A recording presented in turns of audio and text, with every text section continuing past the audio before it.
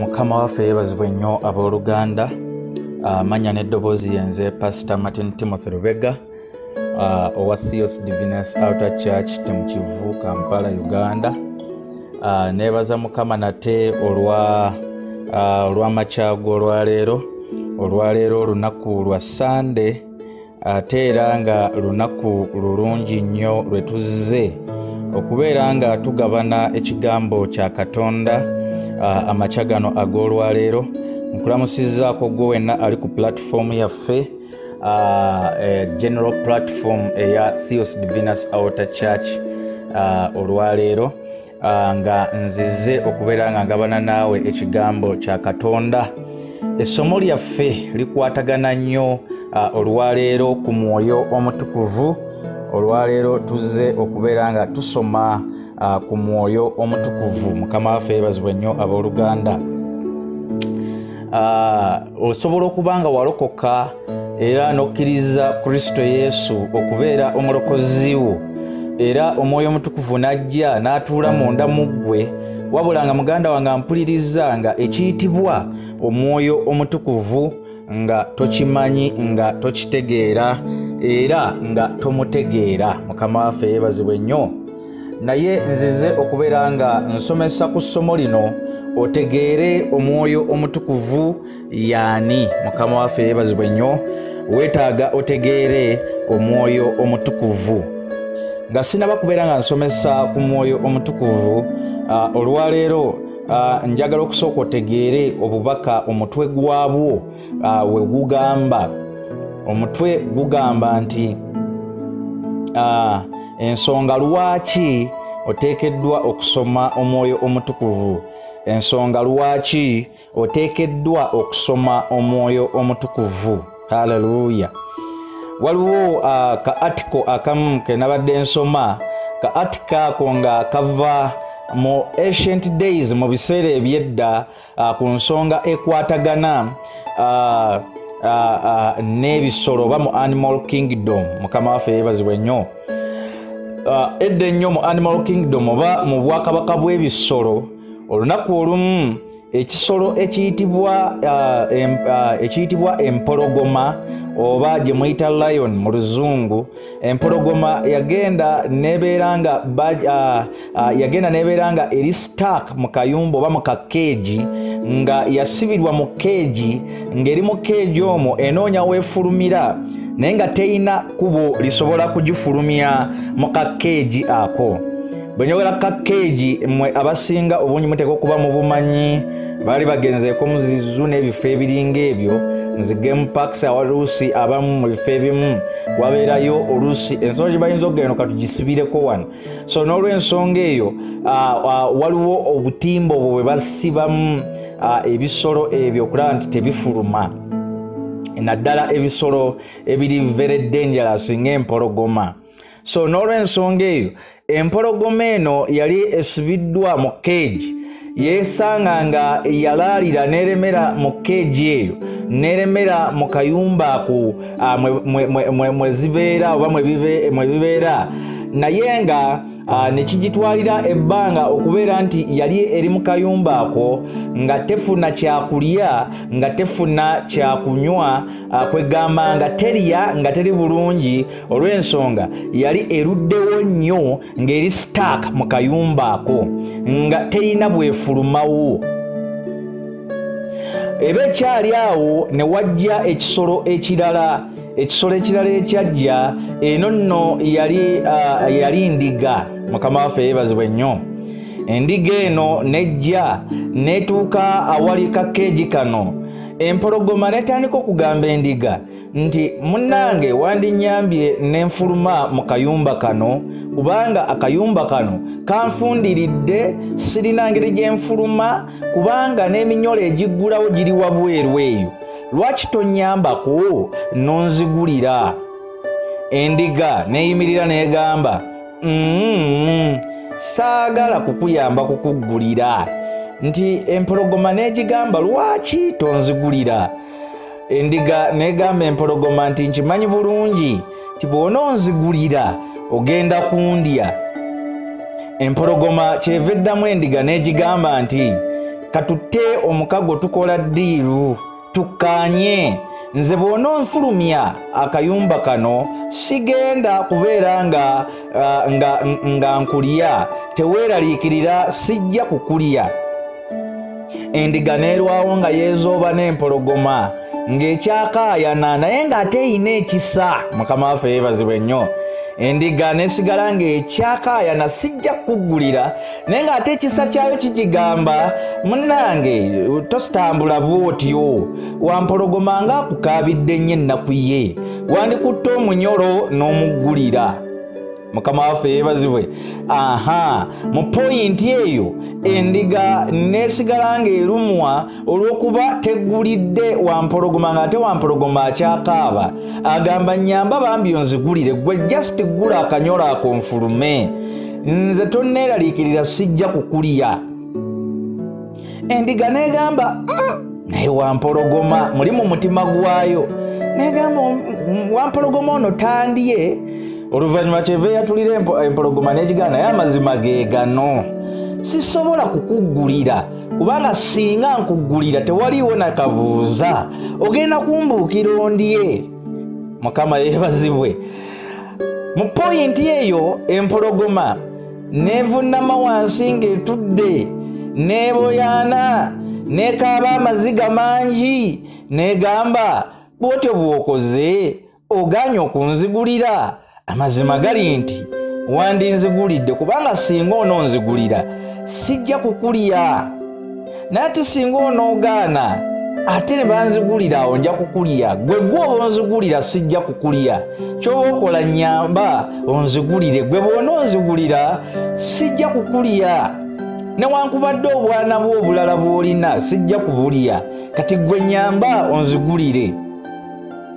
Oluvannyuma endiga nebeeraawo negamba obadde osaana obeere wano ekyokubeera nti nkuggulira amazima gali nti kiyinza okuleeta obuzibu era oyinza okumala n'ondya oyinza obutandya leero naye era oyinza okundya oluddako. Oluvannyuma empologoma kyeva oluvannyuma empologoma ng'ennaku egikutte nnyo endiga kyeva egikwatirwa ekisa n'egigamba kale kankuyambe nkuggulire naye nga bwe nkuggulira nsaba tondya bambi bwe mala okukuggulira tondya oyinza okunzirako n'ondya. So teweerabira empologoma gye baggulira enjala yagirumyerumyedde emazaawo ennaku nga eri stack mu kayumba ako kakeeji ako nga teyina bwefulumayo. N'olw'ensonga eyo kyekyaddirira endiga neggulirawo empologoma neefuluma. Empologoma bwe yafuluma neesanyuka nnyo ng'efulumye neeyayuuya olwayuuya olunene neewuluguma. Endiga n'egigamba kakati ate kikinga olinga ayagala okundya. Empologoma kyeva egamba endiga ti amazima gali nti nagambye saagala kukulya naye ng'enjala ennuma nnyo. Endiga kyeva egamba empologoma nedda naawe twakaanyiza nti bwe nkuggulira togenda kundya ate kakati lwaki oyagala lwaki oyagala ondye. Empologoma kyeva eddamu n'egamba amazima agaliwo kati obuzibu bwe buli enjala ennuma netunula naawe olabe kati yeggwe emmere eriwo kyokka enjala ennuma gwe bw'oba gwe ng'enjala ekuluma naye ng'ate envaazo ziri awo tozirye eyo emmere nga yeyo toogirye. Ko endiga nti nedda obwo tebubeera bwenkanya olina okubeera omusajja yimirira ku kigambo kyo wayogedde n'ogamba bwe naakuggulira tojja kundya kakati ate ogamba nti ojja kundya ogamba nti enjala ekuluma. Empologoma neebeeraawo ng'ekaayana n'endiga baba bakyakaayana ebisolo ebirala nabyo ne bijja mu bisolo ebirala ebyajja ne mujjamu embogo n'ebirala ebisolo ne bisembera awali empologoma ng'eri mu kukaayana. Empologoma nga eri mu kukaayana n'endiga era ng'endiga eri mu kkaayana n'empologoma, ng'omutawaana we guli empologoma eyagala kulya ndiga. Endiga egamba bw'onooba ondidde tebugenda kubeera bwenkanya. Endiga eyagala bwenkanya, empologoma yeegamba kimu yeggwe enva eziriwo. Awo nno ebisolo ebirala kyonna kye biva bijja ne bibuuza nti ate bannange ogubadde?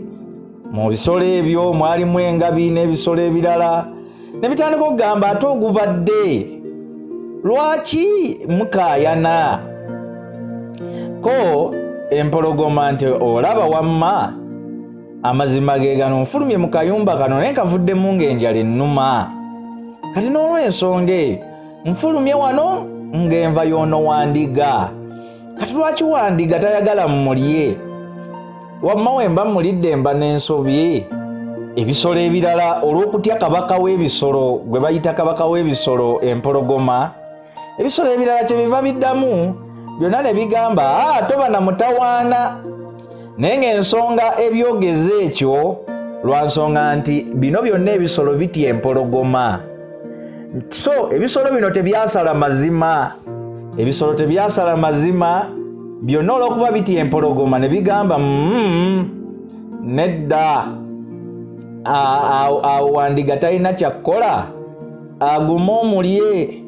Wandiga kyava abagamba bannange mumpulirizeeko, amazima ge gano. Nazze wano eno ng'oyo akaaba nga alemedde mu kayumba ako, ne muggulira, n'asaba muggulire nange ne muggulira. Kati ate ayagala kundya. K'ebisolo ebirala nti kakati omanyi amazima agaliwo, bw'aba afulumye ng'enjala emuluma tewali kyakkola. Bw'aba gwe gwasanzeewo tewali kyakkola, ayina kukulya. Empologoma kyeva eyongera n'eyayuuya n'egamba wamma mmwe mutegeera, wamma mmwe mutegeera ekyokkola kyekyo. Ekyagala nabadde ngambye obutamulya, naye ate enjala ennuma, ate yeeza enva ze nnina okulya. Kubanga ate ngenza okufuluma ng'enva zennyini ze ziri wano, y'emmere eri wano gye nnina okulya. Empologoma n'etandika okukookinga okujja okulya endiga. Ng'endiga eri ku maviivi eyogera kimu nedda. Tetwateesezza ekyo, kye twateesezza okivuddeko. Mu eriya eyo obudde obuba bukyagenda mu maaso ne wajjawo ekisolo ekirala. Kino nno kye kisolo ekisooba ennyo nga kitambula mpola nnyo. Naye ekisolo ekyo ekitambula empola ennyo ng'era kisooba nnyo, ekisolo ekyo nga y'enfuddu. Enfuddu kyeva etuuka n'ebuuza bannange kiki ate ogubadde? Ebisolo ebirala byonna ne bigamba nti wuuno emboozi eri ku wampologoma ne wandiga. Wandiga agamba yataasizza wampologoma, wampologoma agamba nedda, kituufu bantaasizza naye ate nnina okulya. Kakati awo mwe mwagala nkole ntya? Kakati bino ebisolo byonna kye biva bigamba nti naye ffe tugenza okulaba alabamu nga wandiga tumuleke bamulye. Wandiga tumuleke bamulye kubanga yaggulidde oli ng'oli enjala emuluma. Ate nga ekyokkola tewali n'oli enjala gweruma ayina kulya wandiga. Mukama waffe yebazibwe nnyo. Enfuddu wuliriza kye yaddamu. Enfuddu kyeva ebuuza empologoma n'egigamba wamma ssebo mwami wa mpologoma, kiki ekibaddewo? N'emala n'ebuuza n'endiga kiki ekibaddewo? Endiga kyeva ennyonnyola n'egamba ekyaddala oyo namusanze ng'ali mu keegi nga talina bwafuluma, naye nga kiyinza okumutaasa gwe munyolo ogwo n'enguggulawo, era yansabye ngumuggulirewo asobole okufuluma agenda anoonye ekyokulya awantu awala. Wabula ne tuteesa nti bwe nzimuggulira tagenda kundya, nabadde ŋŋaanye, naye n'akaaba nnyo ne yeegayirira nnyo nange ne mmuggulira. Ko wampologoma nti kakati amazima ge gano, kituufu oyo yanzigulidde, naye ate enjala ennuma nnyo ng'ate yaaliwo gwe nnyinza okulya. Enfuddu kyeva egamba kakati ekyokkola kye kino, ebintu byammwe sibitegeera bulungi. Enfuddu kyeva egamba ffenna nga bwe tuli wano n'ebisolo ebirala, lwaki tetukolayo ekintu kimu? Mutukolereyo ekintu kimu ggwe Wandiga ne Wampologoma. Mutulage ebintu bino we byabadde. Enfudu kyeva ebuuza. Ekisooka, enfudu endiga bwe yazze, gwe Wampologoma wabaddewa? Nti nabadde mu kayumba. Lwaki wabadde tofuluma mu kayumba ako nti kabadde kasibe? Ani yakuyambye n'ofuluma? Nti Wandiga ye yanyambye n'enfuluma. Kyokke tinaye kaakati ebintu bino okubitegeera obulungi, mbadde nkusaba mwami Wampologoma mutuzanyire ekintu kino nga bwe kyabadde. Wampologoma nkusaba sooka oddeyo mu kakeegi tusibewo omunyolo, kati endiga ejje etulage ebintu we byabadde. N'empologoma teyali mbi ng'egamba kale katukibakolere nga bwe kyabadde, ng'empologoma eddayo mu kakeegi. Empologoma weddayo mu kakeegi nga enfudu egamba nti muteekeeko omunyolo, ng'ebisolo ebirala bissaako omunyolo. bwemalanga egamba endiga nti kati endiga tulagemu bwe byabadde. Endiga ng'ejja ng'eyimirira awo, Wampologoma ng'atandika okugamba nti munzigulire, bambi nzigulira nsobole okufuluma. Ko Wandiga nti naye bwe naakugulira tondye. Empologoma n'egamba sijja kukulya. Oluvannyuma endiga eba egenda genda eggulewo, eri mu kuzannya ebintu nga bwe byabadde. Enfudu kyeva egamba nti nedda, kyemuba mukola kye kino, Wampologoma temumuggulira. Akazannya ako kazannye naye kakomye mu kumuggulira. Okumuggulira tokituukako, koma mu mboozi nga weekomye. Enfudu kyeva ebuuza Empologoma nti kaakano oli mu kakeegi, neera wuuno Wandiga abadde akomyewo akuggulirewo, naye ekibuuzo kye kino, kye wamusuubizza si kyokoze. Bw'akugguliddewo oyagadde kumulya, kati engeri gy'ozzeeyo mu kakeegi beererayo ddala. Enfudu kyeva egamba ebisolo ebirala bannange tutambule tugende. K'ebisolo ebimu kwe kugamba nti naye wandibalese ne balwana entalo zaabwe, wandiggulidde Wampologoma ye n'alya endiga. K'enfudu nti empologoma eno singa eneefuluma bweti ejja kumaliriza nga leero ejja kulya Wandiga, naye ate enkya ejja kujja eri eggwe oba nze oba obwana bwo. Kati enfudu kyeva egamba Empologoma tugiggalire mu kakeegi tugireko omwefe enjala tweyongereyo. Kati awo olugero olwo we lwakoma. Mukama waffe yebazibwe nnyo Aboluganda. Ki kyengezaako okulaga mu sitole y'ebisolo ebyo? Ebisolo ebyo biraga nti Empologoma teyasobola kubeera nga ebeera ekisolo ekigenda okwesigika mu budde obwo. Mu bisolo bino byonna byali bigitya, naye omutawaana we gwali nga bwe twetegereza, endiga yagonda n'erikwatirwa ekisa Empologoma n'egamba kegiggulire, naye Empologoma yo teyagikwatirwa kisa. Bwe yamala okuggulibwa yawulira ng'eyagala kulya Wandiga. Mukama waffe yeebazibwe nnyo. Ebyo nno bwe bulamu bw'ensi mwe tutambulira. Obulamu bw'ensi mwe tutambulira bwe bulamu obutambulira mu mbeera kyova Bayibuli ega nti teweesiganga muntu. Bayibuli kyova yayongera negamba nti naawe kennyini omutima gwo togwesiga kubanga nagwo mulimba. Era Bayibuli yayongera negamba nti nno teweesiga na kisiikirize kyo kubanga nakyo kikulimba. Lwaki? Obeera oyimiridde wano ttaala wekubamu nakikulaga nti oyimiridde eri. So tewaliiwo kintu Bayibuli kyeragamu nti weesige omuntu, wabula Bayibuli egamba nti twesige Katonda. Mukama waffe yeebazibwe nnyo.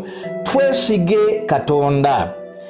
Nti n'ebirowoozo byaffe byennyini nabyo bisobola okuwaba, n'ebirowoozo byaffe byennyini nabyo bisobola okuva ku kigambo kya Katonda nga abaana b'abantu. Ebirowoozo byaffe ne bitandika okulowooza ebintu ebitali munsa, ebintu bye tutalina kulowooza. Mukama waffe yebazibwe nnyo Aboluganda. So Bible kyeva egamba nti do not be anxious about anything. Teweeraliikiriranga kintu kyonna. Nate negamba nti do not trust your own heart. Teweesiganga na mutima gwo gwennyini.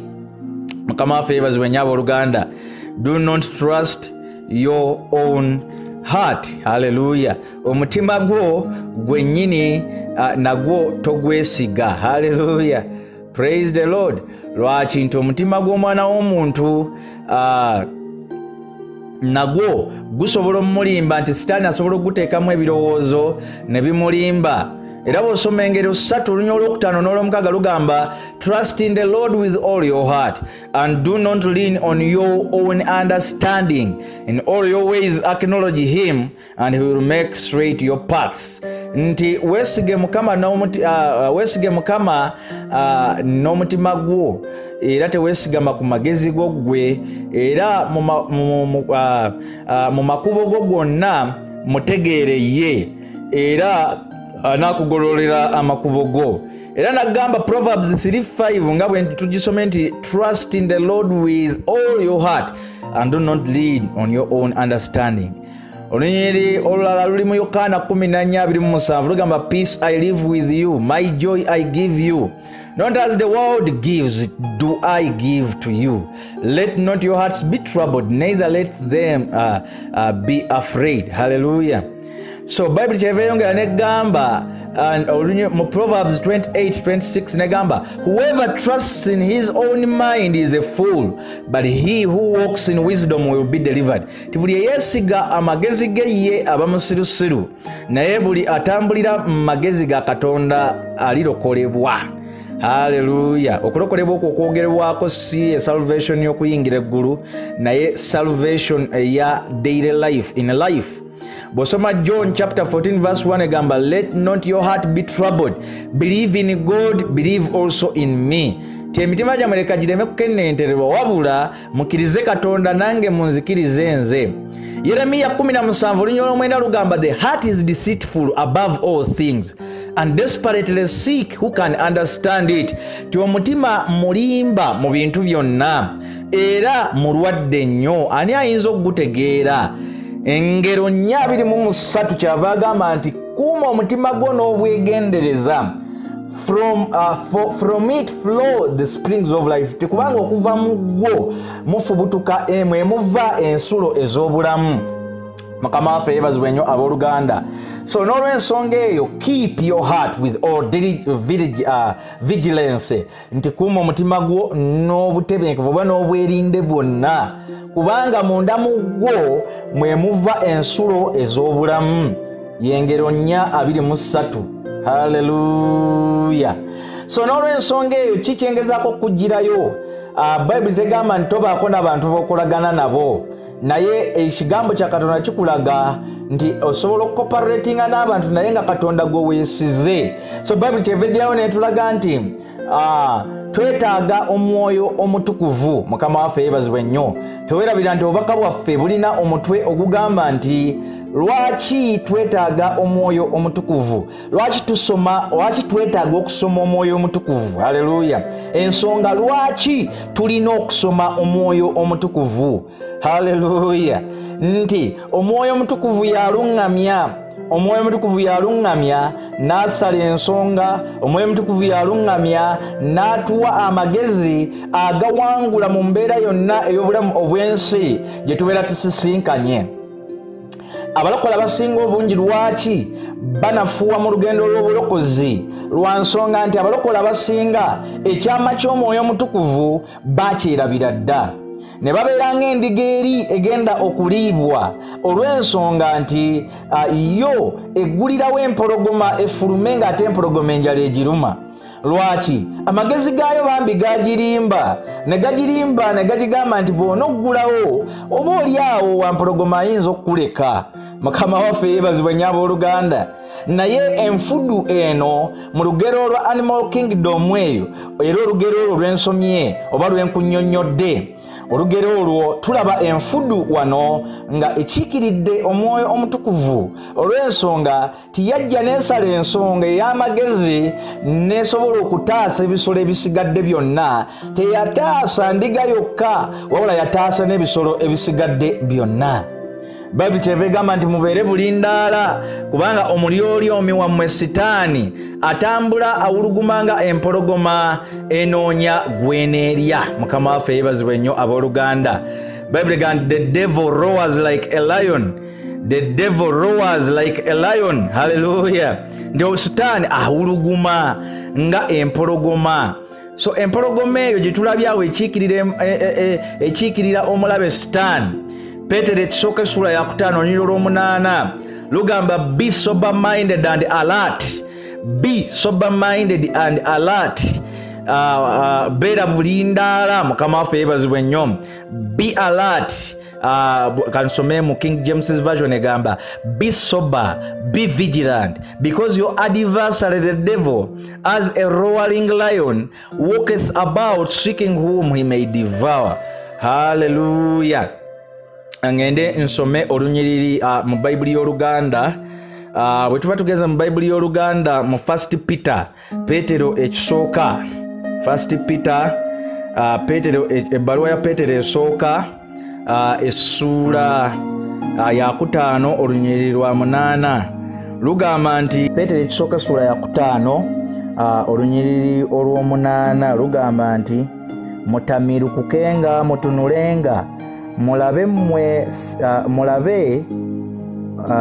mutamirukukenga mutunulenga omulabe wammwe Sitaani atambula ng'empologoma ewuluguma ng'anoonya gwanaalya.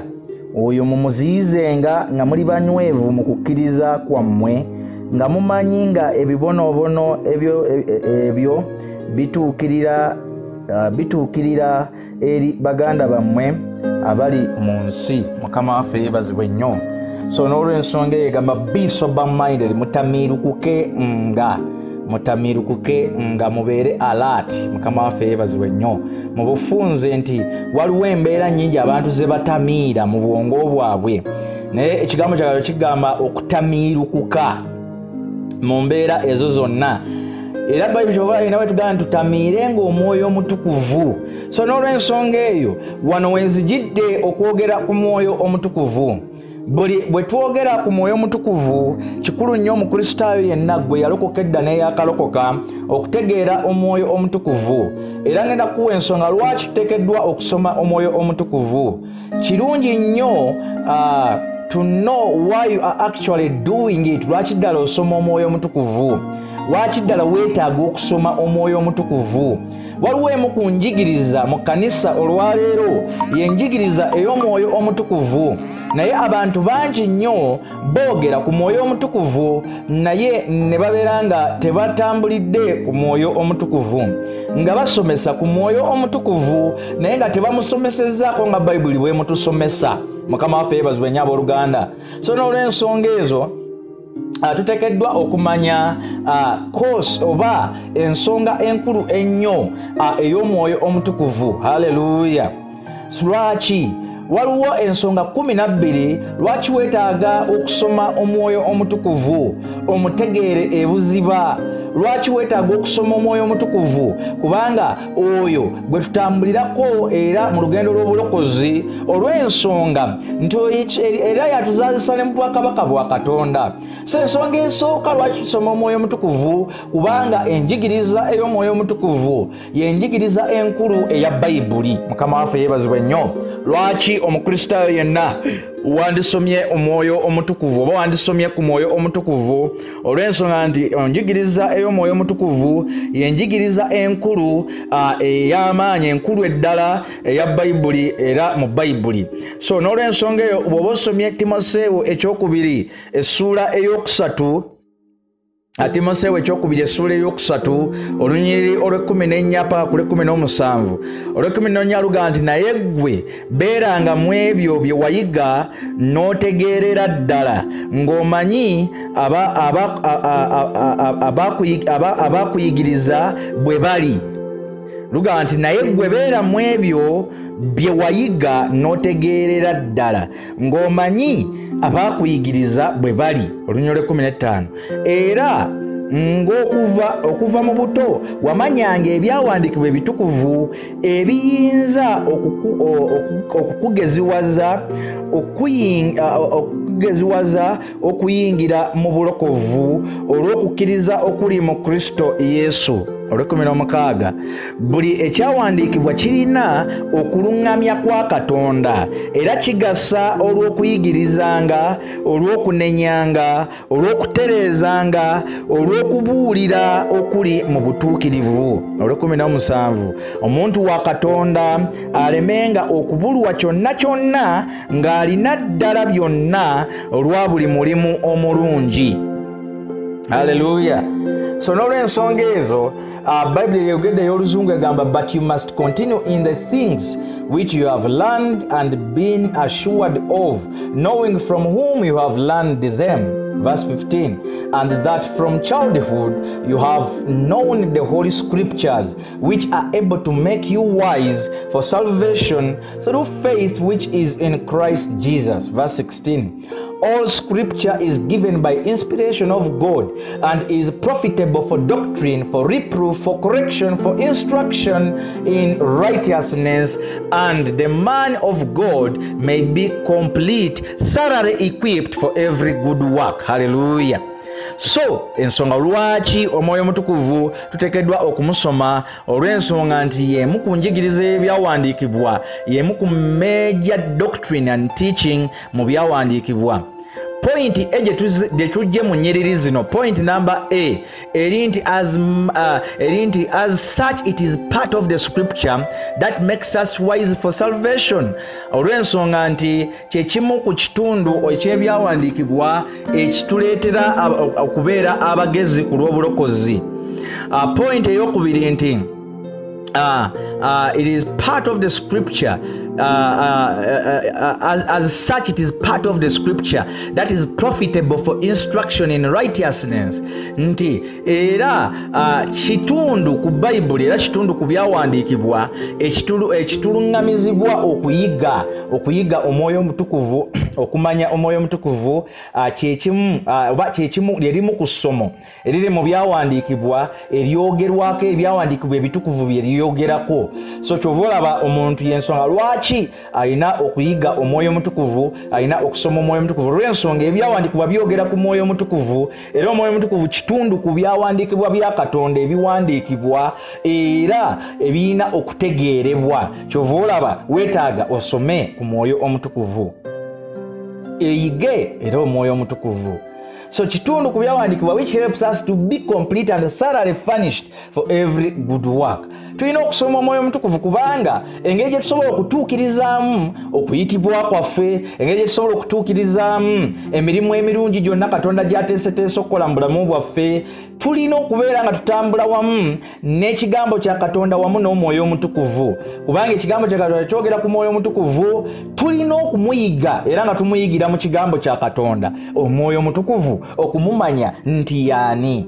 So eno ejja kubeera topiki yaffe ejja mu series ejja mu ng'egoberegana nayo gye nnaaleetanga with time nga Mukama w'anaabanga annuŋŋamizza. So n'olw'ensonga eyo the Holy Spirit olw'ensonga eyo y'omu a member of the Godhead ali very neglected by so many believers around the world. Omwoyo Omutukuvu mu Godhead yonna ali neglected mu bantu bangi nnyo, yakyasinza okunyoomebwa mu bantu abangi ennyo abawuliriza ekigambo kya Katonda mu nsi. Bangi nnyo Omwoyo Omutukuvu bamunyooma nnyo. Abasinga tebamunyooma directly, abalala bamunyooma indirectly. Batya bw'oba tomunyoomye direct, some people mumunyooma indirectly. Ti Omwoyo Omutukuvu abalala bamunyooma nga tebaagalira ddala na kumanya oba gy'ali oba ayogera oba tayogera oba taliiyo. Abalala bamunyooma mu ngeri ey'okumanya nti ayogera ne bamwogeza ne byatannayogera. Awo z'engeri ezo ebiri abantu ze banyoomamu Omwoyo Omutukuvu. Naye Omwoyo Omutukuvu ye third person of the Godhead. ye muntu owokusatu. In fact tuomwogeranga muntu wadde si muntu, naye ye person oyo owokusatu, yoyo owokusatu ku mutwe gw'obwa Katonda. Nti Katonda ali omu, naye alina foomu ye emukola okubeera Katonda. Katonda mu kubeera nga ali omu alina foomu esooka nga eyitibwa taata ku ye, foomu ey'okubiri ng'eyitibwa Son, foomu ey'okusatu ng'eyitibwa Omwoyo Omutukuvu. Oba njagamba nti alina ebitiibwa bisatu. Katonda ali omu, naye alina ebitiibwa bisatu bye yasiima okubeera nga yeeragiramu eri abantu generally. Ekitiibwa ekisooka kye kitiibwa ky'obwataata, ekitiibwa ekyokubiri kye kitiibwa ky'okubeera omwana oyo eyazaalibwa n'afa ku lwaffe n'akomererwa ku lwaffe nga ye Katonda yennyini, wabula n'azaalibwa n'ayitibwa omwana. So therefore ekyo kitiibwa kyakubiri. Ekitiibwa ekyokusatu Katonda kye yasiima okubeera nga alabikiramu eri abantu kye kitiibwa eky'Omwoyo Omutukuvu, era nga yenna abeera Katonda wabula mu nfaanana ey'abantu. Lwaki mu nfaanana ey'abantu? Olw'ensonga nti Katonda tukimanyi bulungi nnyo nti yakola omuntu mu kifaananyi kye, mu nfaanana ye, mu ndabika ye. So God is like a person in form, mu nfaanana alinga omuntu naye nga si muntu, olw'ensonga Katonda mwoyo mwereere. Naye omwoyo guno gwasiima gwerage mu bantu mu ngeri zino ssatu: esooka nga taata, ey'okubiri nga omwana, ey'okusatu nga Omwoyo Omutukuvu. So Katonda, Omwoyo Omutukuvu ddala Katonda. Mukama waffe yebazibwe nnyo Aboluganda. Awo nzijira ne point ey'okubiri, lwaki tuteekeddwa okuyiga Omwoyo Omutukuvu? Olw'ensonga nti point ey'okubiri egamba nti because the Holy Spirit is God, kubanga Omwoyo Omutukuvu Katonda. Mukama waffe yebazibwe nnyo Aboluganda. So one very, very good reason. The main reason is that the Holy Spirit always points away from himself and to the Son and to the Father. If we are going to get to know the Spirit, we will have to search the scriptures, find out about him. Hallelujah. But tuba tunategeera Omwoyo Omutukuvu, tulina kutakula byawandiikibwa tusobole okutegeera Omwoyo Omutukuvu yaani. So si kutegeera Mwoyo Omutukuvu kusinziira ku personal experiences z'abantu bye bazze basisinkana ng'abantu ne bye bazze bayitamu ng'abantu. Especially here in Uganda, many people banyumirwa nnyo ku preachinga testimonies zaabwe more than the written logos of God. The written logos, that is the word of God, because the other word for the word of God is logos, written logos. The scriptures, ebyawandiikibwa. So ebyawandiikibwa birimu ebinyusi byonna. So ne betuba kuwa bujulizi ku personal lives zaffe as an example, ebyo tuba twetaaga obireeta nga tusoose kutegeera nnyo ebyawandiikibwa. So lwaki Omwoyo Omutukuvu oyo Katonda? Lwaki bw'onoogenda mu 1 John ejja kukakasa ekyawandiikibwa ekyo, kijja kukakasa ebbaluwa ya Yokaana esooka.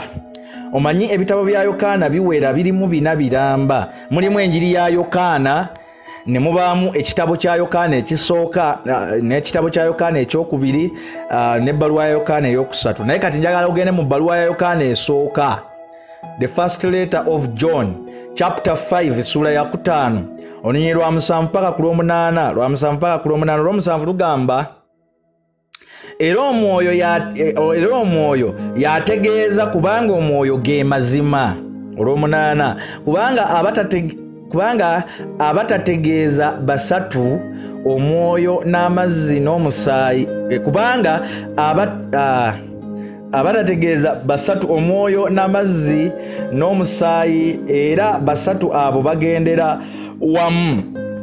Bible goes, for there are 3 that bear witnesses in heaven, the Father, the Word, and the Holy Spirit, and these 3 are one.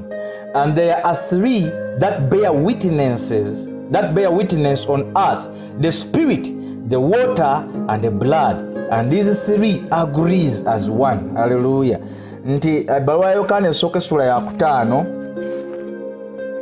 ekunyonyodde bulungi nnyo negamba olunyo lw'omusanvu ku lw'omunaana luga nti era omwoyo yategeeza kubanga omwoyo ge mazima kubanga abategeeza basatu omwoyo n'amazzi n'omusaayi era abasatu abo bagendera wamu omwoyo n'amazzi n'omusaayi.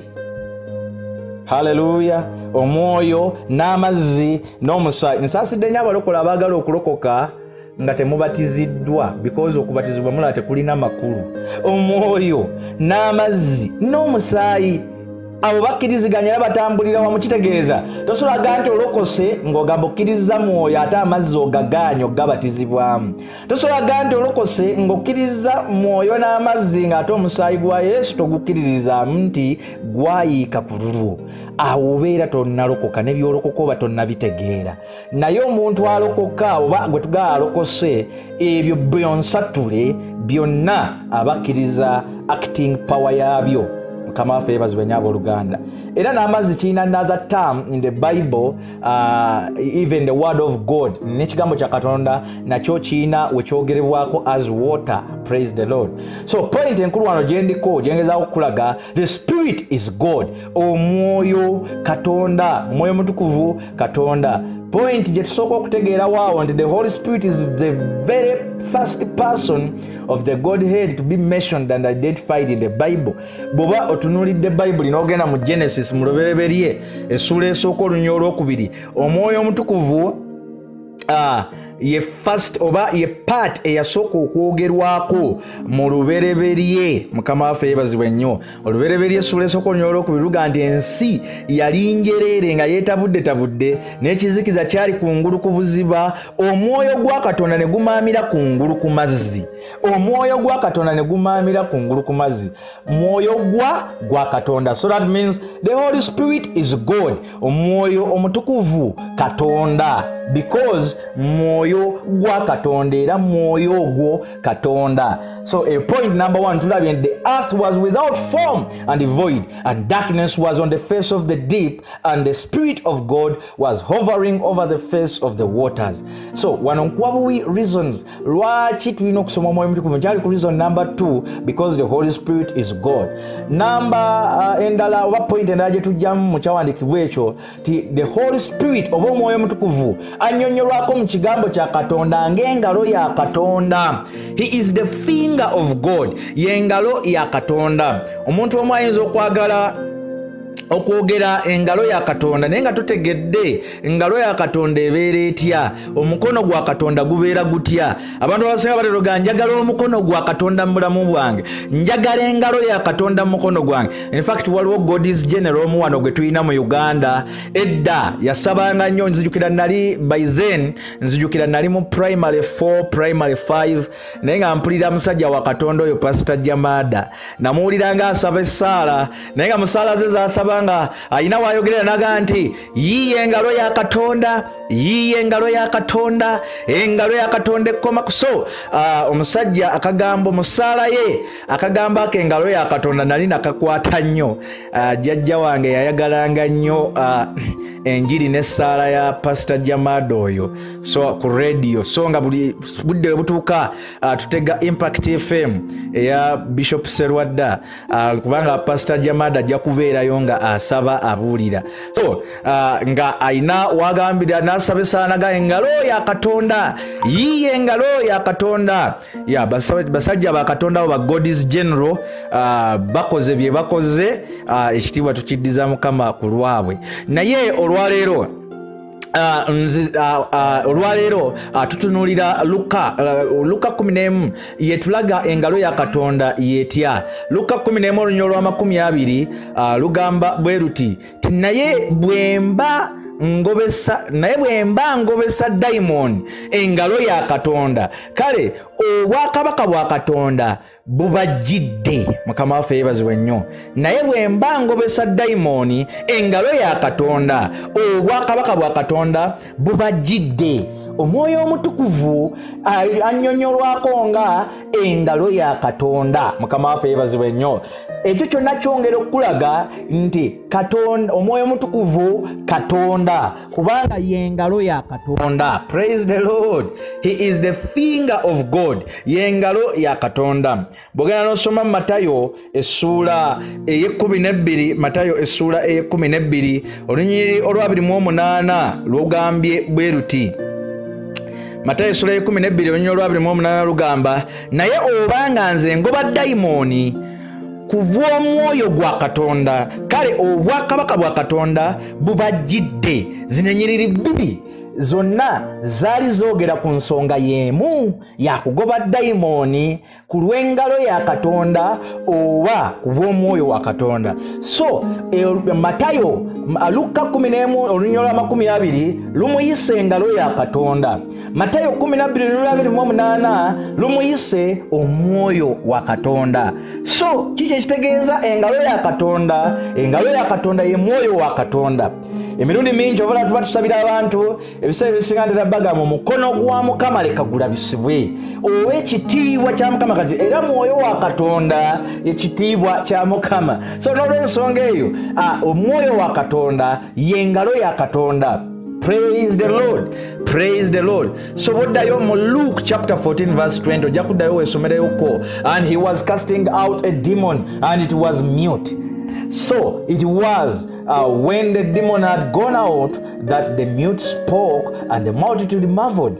But some of them said, he cast out by Beelzebub, the ruler of the demons. Verse 16. Others testing him sought from him a sign from heaven. Hallelujah. In verse 17. But he knowing their thoughts said to them, every kingdom divided against itself is brought to dissolution, and a house divided against a house falls.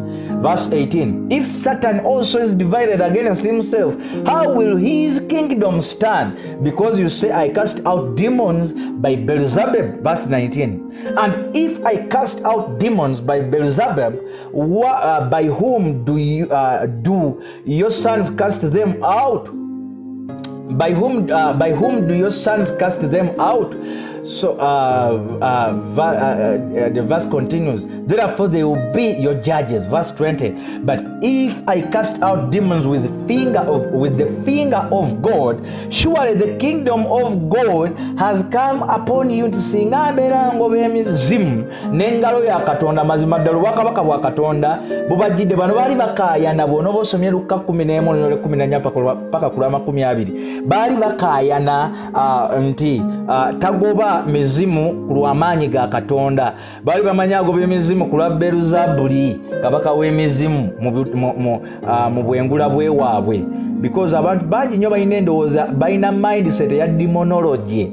Kyova olaba nti ne bano baali balowooza Yesu agoba mizimu ng'akozesa kabaka waabwe. Yesu yali talina na budde bugenda kusoma mizimu, kusoma mannya ga mizimu asobole ogigoba, yali agobanga bugobi. So bano bo tebaamanya nti ono ye agobesa mwoyo wa Katonda.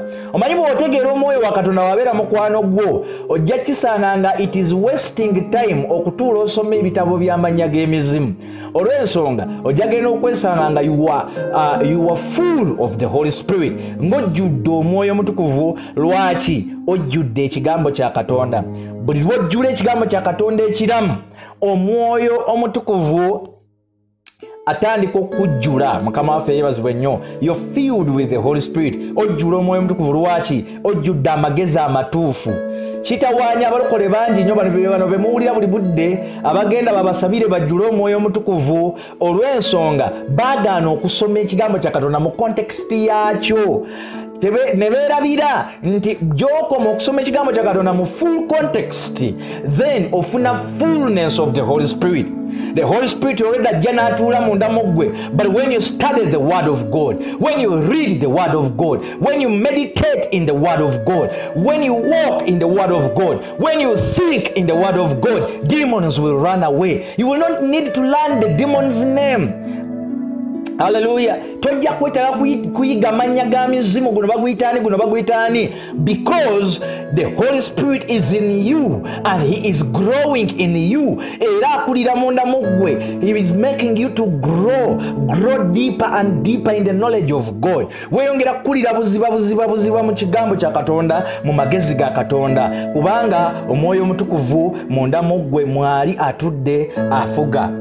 So Bible yogenda Matthew 12:8, but if I cast out demons by the Spirit of God, surely the kingdom of God has come upon you. Tidala bwembango bya emyoyo emibi gino n'omwoyo wa Katonda mazima ddala obwakabaka bwa Katonda buzze gye muli.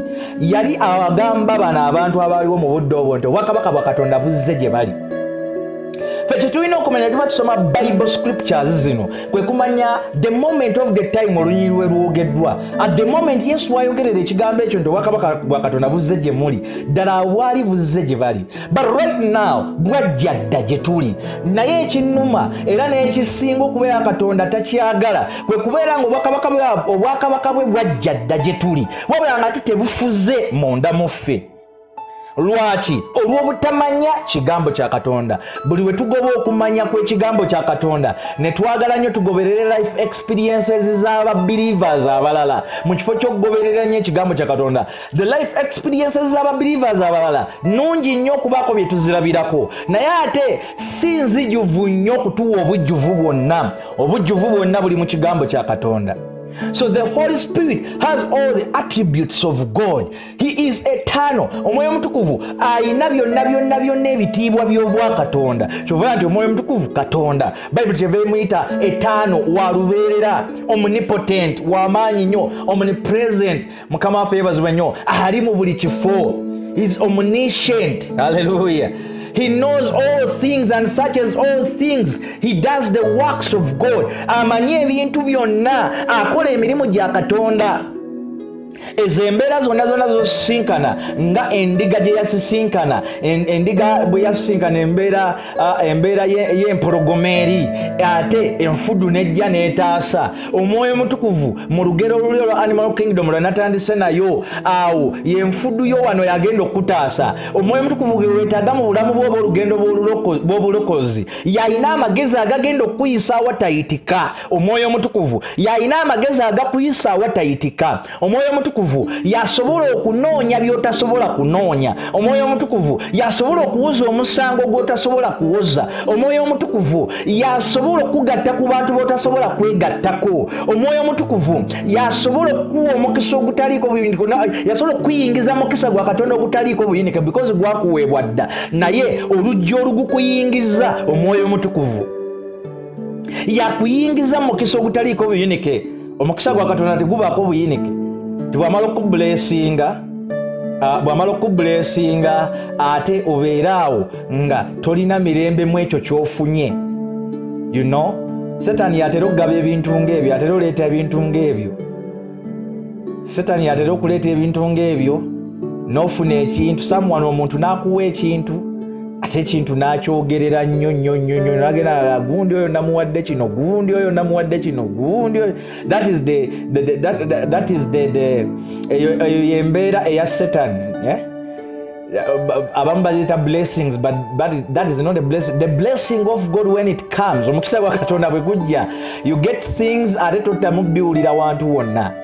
That is the Holy Spirit. When the Holy Spirit gives you, Katonda Omwoyo Omutukuvu waba akuyunze mu mukisa, akuyunze mu kintu ekimu, Mukama waffe yebazibwe nnyo, kikuwa essanyu, okyeyagaliramu, tokifuniramu nnaku, tokifuniramu buyinike.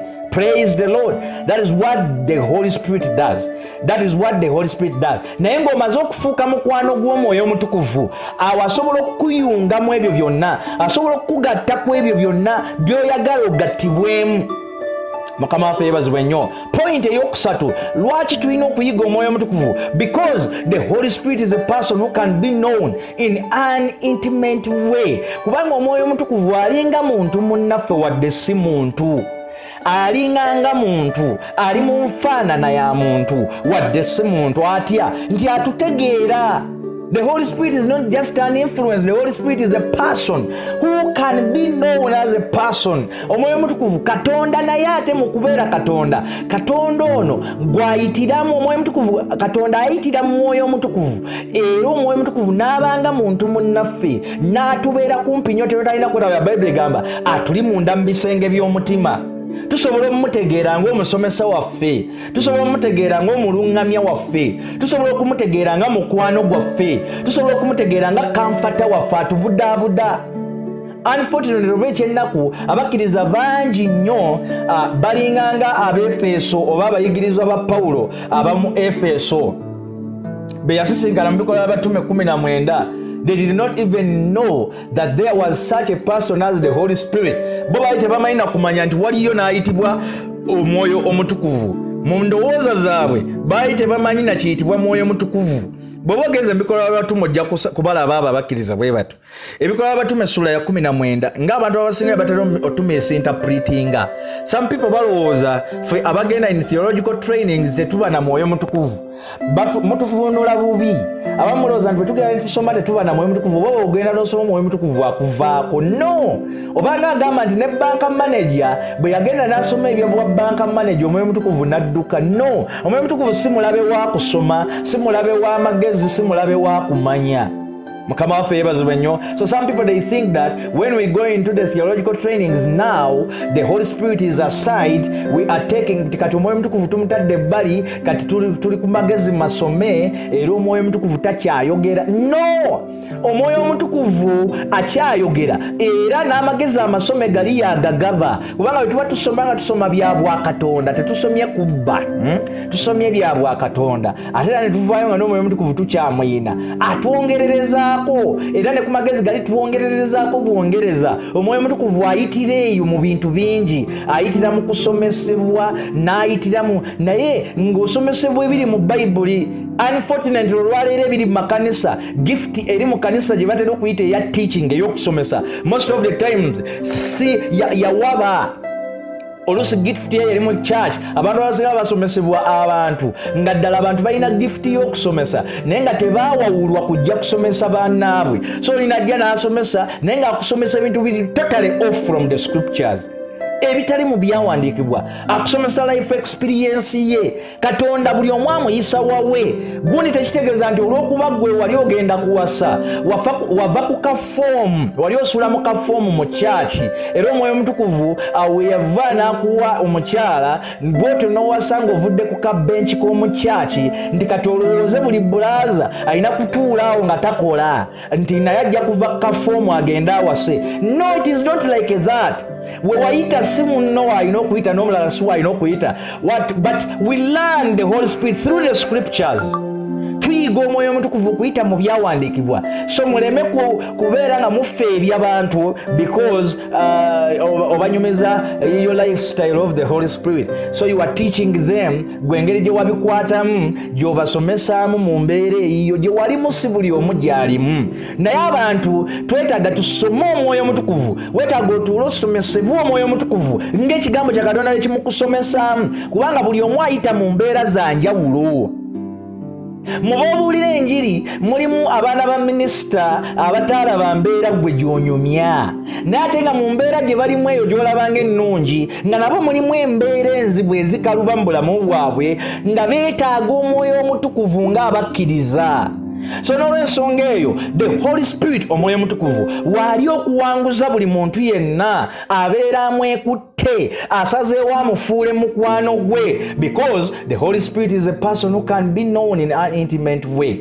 Omwoyo Omutukuvu alinga muntu munnaffe asobola okumanya embeera yonna oba asobola otumanya bwe tuba tusazeewo ne tutuula deep inside our spirits.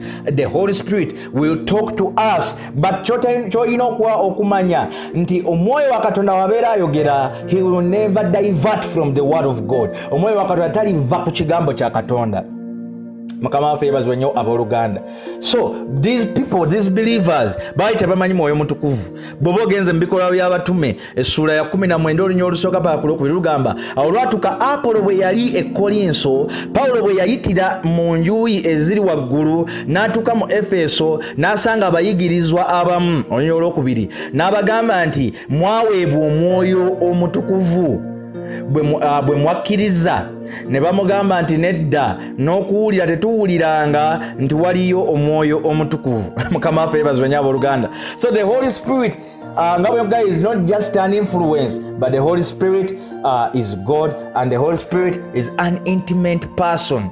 Omwoyo Omutukuvu ali muntu jetuli waddenga Katonda naye muntu jetuli. Lwaki? Kuba Katonda byonna ebyo yabisobola. Yasobola obeera omuntu munnaffe ng'ate Katonda.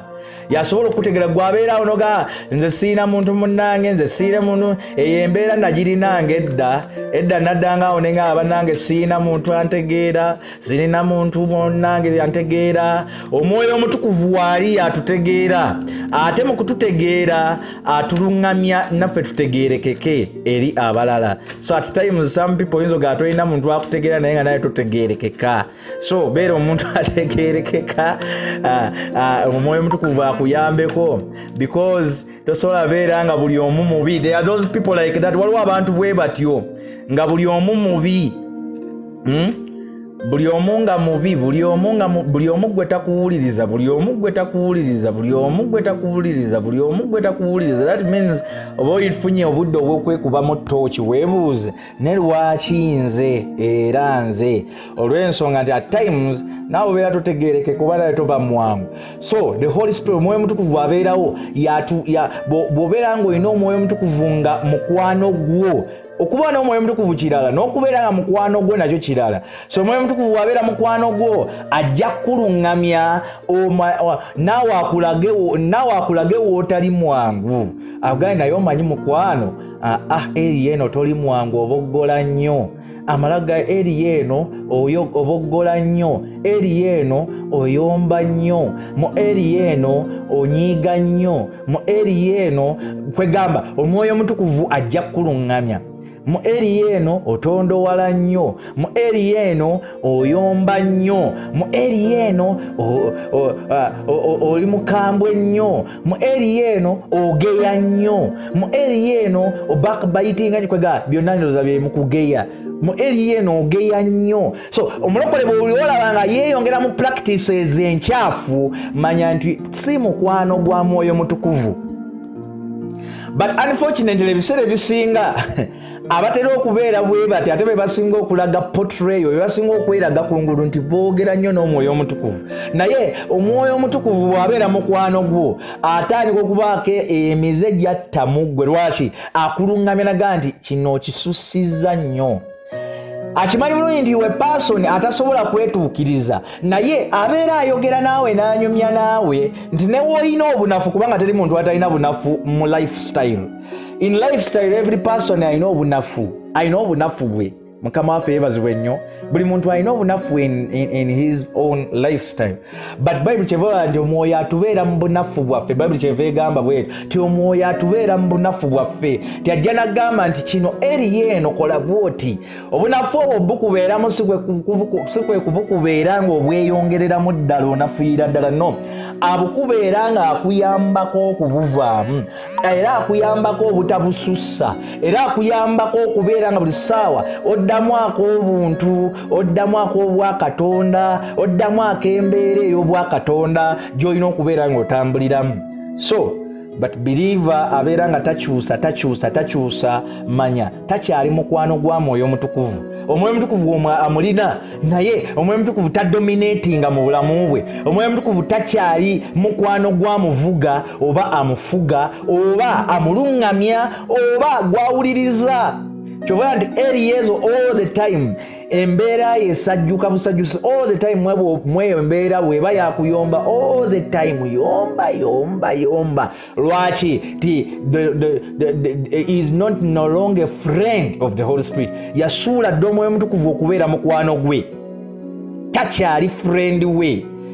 So mu times omuntu zabeera friend wa Holy Spirit waliwo ebifa, waliwo ebizikira, waliwo obuntuntu obunafu bwaffe abantu buli omu bwayina obuzikira. Lwaki? Kubanga Omwoyo Omutukuvu kati omuntu oyo ali mu season nga afudde nnyo Omwoyo Omutukuvu okubeera mukwano gwe. So mu bufunze nja kugamba nti eno season ey'okubeera nga Omwoyo Omutukuvu mukwano gwo, eyo season yetalina kuzikira mu bulamu bwo, because the Holy Spirit will always bring you back to the will of the Father. Omwoyo Omutukuvu lujjajja kuzza mu kwagala kwa Katonda. So hallelujah. Bw'ogenda n'osoma a point ey'okuna lwaki tulina okusoma Omwoyo Omutukuvu lwansonga nti because apart from the work of the Holy Spirit, no one can be saved. Ensonga eri nti ng'okujjako Omwoyo Omutukuvu yeenyigiddemu teri muntu ayinza kulokoka watali Mwoyo Omutukuvu. Haleluya. Kyokka nti n'abayigirizwa nabo bennyini baali balina okulinda Yesu Kristo amale okufa, amale okwambuka mu ggulu, abaweereza Omwoyo Omutukuvu olwo bazaalibwa omulundi ogwokubiri. So tekisoboka kuzaalibwa omulundi gwakubiri awatali Mwoyo Mutukuvu. So kyova olaba nti tekisoboka muntu atalina Mwoyo Mutukuvu kwatuza muntu bulokozi. Tekisoboka muntu atalokoka kulungamya mulala mu lugendo lwa bulokozi. Tekisoboka muntu atalokoka kujja kulokola mulala. So Omwoyo Omutukuvu yalokola naye akozesa abantu n'abalungamya nti oyo mubuulire enjiri ono mwatuze. So naye Omwoyo Omutukuvu yasika emmeeme y'omuntu okukkiriza. Era Omwoyo Omutukuvu yazaazisa omuntu omulundi ogwokubiri mu bwakabaka bwa Katonda. So n'olw'ensonga eyo lwaki tulina okuyiga Omwoyo Omutukuvu n'okusoma Omwoyo Omutukuvu mu bulamu bwaffe lwansonga nti teri muntu ayinza kulokoka awatali Mwoyo Mutukuvu. So Abakolinso ekisooka essula ya 2 olunya 11 mpaka 14 11 lugamba kubanga muntu kyategeera eby'omuntu wabula omwoyo gw'omuntu oguli mu ye. Era bwe kityo n'ebya Katonda siwali abitegeera wabula omwoyo gwa Katonda. Naye ffe tetwaweebwa mwoyo gwa nsi wabula omwoyo oguva eri Katonda tulyoke tutegeere nga Katonda byatuwa obuwa. Olunya 13 n'okwogera twogera ebyo si mu bigambo amagezi g'abantu bye gayigiriza wabula omwoyo byayigiriza bwe tugeraageranya eby'omwoyo n'eby'omwoyo. Haleluya. For what man knows the things of a man except the spirit of the man which is in him? Even so no one knows the things of God except the Spirit of God. Now we have received not the spirit of the world, but a spirit who is from God, that we might know the things that have been freely given to us by God. These things we also speak, not in words which man's wisdom teaches, but which the Holy Spirit teaches, comparing spiritual things with the spiritual. But the natural man does not receive the things of the Spirit of God, for they are foolishness to him, nor can he know them because they are spiritually discerned. Hallelujah. So n'olw'ensonga wantulaba nti there is Bible eraga nti bw'oba oyongere n'osoma 1 Corinthians 12 verse 3 egamba, therefore I make known to you that no one speaking by the Spirit of God calls Jesus accursed, and no one can say that Jesus is Lord except by the Spirit, except by the Holy Spirit. Hallelujah. Titeriyo oyo ayina Mwoyo Mutukuvu wa Katonda n'agamba nti akolimirwe Yesu.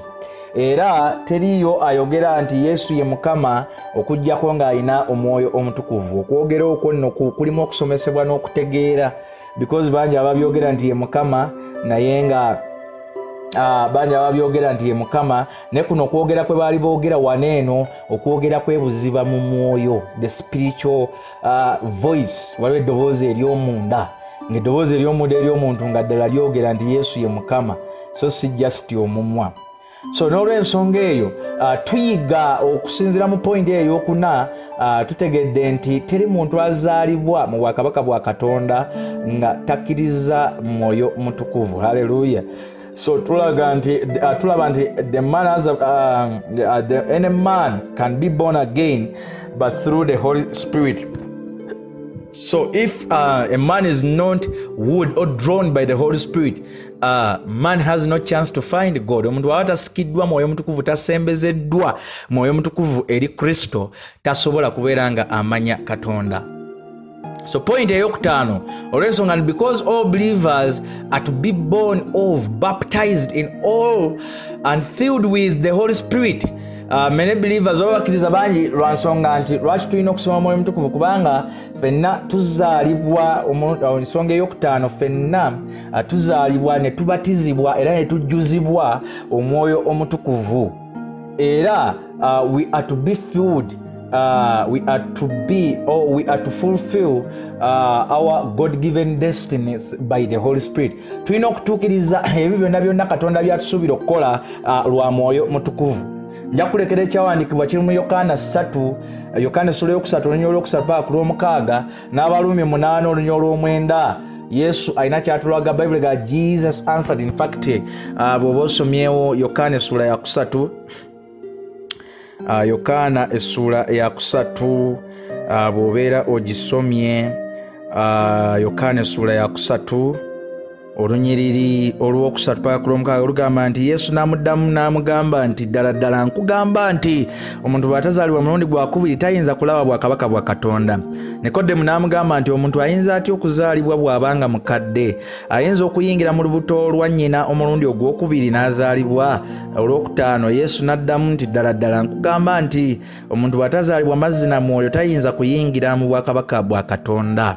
Olunyolo olw'omukaaga ekizaalibwa omubiri kiba mubiri, n'ekizaalibwa omwoyo kiba mwoyo. Kati bw'odduka awo n'osoma mu Baluumi essula ey'omunaana, Baluumi essula ey'omunaana olunyiriri olw'omwenda lugamba, naye mmwe temuli mu mubiri wabula mu mwoyo, obanga omwoyo gwa Katonda atuula mu mmwe. Naye omuntu bw'ataba na mwoyo gwa Kristo oyo si wuwe. Mukama waffe yebazibwe nnyo. Omuntu bw'ataba na mwoyo gwa Kristo oyo si wuwe. Ekyo Bayibuli kyeyogera. So ebyawandiikibwa ebirala byenja okuwa osomeko, ojja kusoma ku bikolwa by'abatume essula esooka olunyiriri olw'okuna paka ku lw'okutaano, osome n'olw'omunaana, then osome Efeso 5 olunyiriri lwa 18. Ezo nazo ennyiriri zijja kubaako kye zikakasa mu nsonga lwaki tulina okusoma Omwoyo Omutukuvu era tulina okweyongera omumanya. Haleluya. Point ey'omukaaga eri nti because the Holy Spirit wants to manifest himself through every believer by means of the gifts of the Spirit. Lwansonga nti Omwoyo Omutukuvu ayagala yeerage mu buli mukkiriza yenna okuyita mu birabo ebyo eby'Omwoyo Omutukuvu. Haleluya. Okuyita mu birabo ebyo eby'Omwoyo Omutukuvu. So points lwaki tulina okusoma Omwoyo Omutukuvu, nyinza okuba sigenda zikumalirayo today, but next time nzikiriza Mukama we tunatandikira about this study of the Holy Spirit. Mukama abankuumire, mbaagala nnyo mu linnya lya Mukama waffe Yesu Kristo. Sigadde yenze Pastor Martin Timothy Lubega owa THEIOS DIVINUS Outer Church, Kitemu KIvu, Kampala, Uganda. Mukama abankuumire mu linnya lya Mukama waffe Yesu. Sande ennungi.